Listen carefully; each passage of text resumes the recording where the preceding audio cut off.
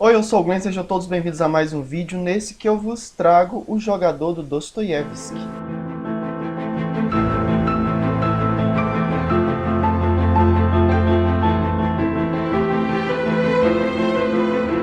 Galera, é o seguinte, esse foi o meu primeiro contato com o autor. Disse que Dostoiévski é um cara difícil de se ler, né? Mas segundo recomendações é interessante começar a leitura do autor através desse livro aqui, O Jogador, que é um dos mais fininhos dele. Mas é um romance muito irreverente, muito diferente de muitas outras coisas que eu li. Em alguns momentos parecia que eu estava lendo uma história do Machado de Assis, só que de repente eu percebi que os personagens eram muito diferentes.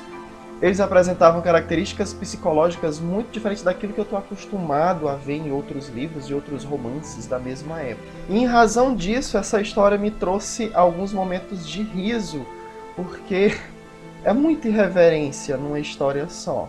E do que é que trata esse jogador, Glenn? A história se passa numa cidade fictícia da Alemanha, na qual se reúnem muitas pessoas de vários países da Europa, porque digamos que ali nós temos que meio que uma Las Vegas da Europa no século XIX, olha só. É o ponto de encontro onde as pessoas ricas que não têm o que fazer, né? Porque os ricos nesse tempo não tinham o que fazer. Nós temos aqui um cara que ele, né, trabalha. E ele é um funcionário do hotel e, portanto, também funcionário de um tal general russo, né? Que tem meio que uma sociedade com os donos desse hotel. Então ele pode ficar por ali o tempo que ele quiser, trazer as pessoas que ele quiser, e jogar e voltar. Acontece que esse personagem de nome Alexei Ivanovich, falando nisso, os nomes são muito legais. Ele tem uma paixão, né, mal resolvida pela filha do general, chamada Polina, em algumas traduções Paulina, né? A Paulina Alexandrovna. Ela meio tenta manipular esse rapaz através de favores, para ela poder se divertir, rir da cara dele, enfim.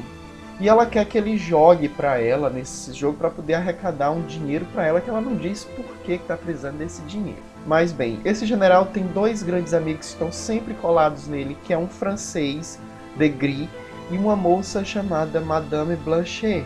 Ao que tudo indica, é uma senhora muito importuna, muito interesseira, que só se aproxima dos homens em razão do dinheiro, né? E esse general está muito interessado nessa madame, né? A coisa começa a ficar interessante quando aparece aí um Mr. Astley, um inglês, vai explicar, jogar na cara do Alexei o que está acontecendo ali com aquele pessoal, por que o general está tão envolvido com aquelas pessoas. E aí você vai entender, isso pode ser um spoiler, embora seja no começo da história. Eu não tenho como continuar sem dizer o que eu vou dizer. O general está em débito com esse francês, ele tem assim uma dívida absurda, e ele está contando com a morte da sua mãe, né, uma senhora, né, para que ele possa herdar essa fortuna, pagar a dívida ao general e poder finalmente casar com essa francesa, Madame Blanchet, que só está interessada em dinheiro, e todo mundo percebe isso, mas apesar disso, por ela ser muito bonita, os homens ainda assim pagariam o que fosse para ela.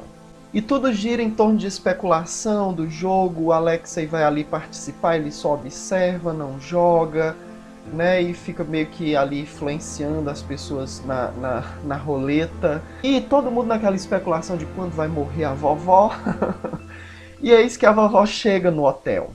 E quando ela chega no hotel, ela gruda logo no Alexei e diz: você vai me mostrar todos os points dessa cidade. E ela é uma personagem muito irreverente, uma personagem de um caráter único, muito autêntica, que não tem papas na língua, que fala, e todo mundo fica surpreso, porque enquanto ele estava esperando a morte dela, ela chega viva numa cadeira, muito interessada em encontrar essas pessoas, muito interessada no jogo, na roleta. Enfim, qualquer coisa a mais que eu disser vai ser um grande spoiler. Mas acontece que há uma mudança, acontece algo inesperado em razão dessa vovó, e que depois que acontece essa dita coisa, todos os personagens meio que mudam completamente o seu caráter psicológico. Só que a partir desse momento é que nós vamos perceber por que a história se chama O Jogador.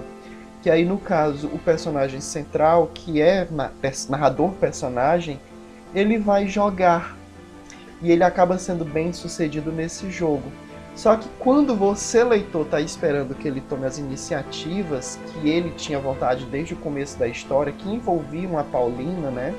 Por conta de uma relação muito estranha com essa Paulina, né? Porque já que todo mundo aí muda completamente em razão dessa situação, ele meio fica perdido também.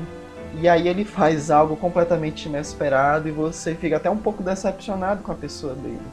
Mas há reviravoltas, há novas reviravoltas, e lá pro finalzinho da história, as coisas meio que voltam ao eixo, ou pelo menos prometem que voltarão. É uma leitura muito boa, eu li rápido, não é o melhor livro da minha vida, mas é divertido, é engraçado, é diferente, minha gente. Só por ser muito diferente, eu recomendo bastante essa leitura. As minhas duas últimas leituras foram livros nacionais. Um deles foi A Bela e a Fera, da Clarice Lispector. Se você não assistiu ainda, clica aqui. E outro foi A Escravizaura, do Bernardo Guimarães. Se você não assistiu ainda, clica aqui. E se tu gostou desse vídeo, por favor, dê um like. Se você não se inscreveu ainda, se inscreva no canal. E comentários são sempre bem-vindos. E até o próximo vídeo.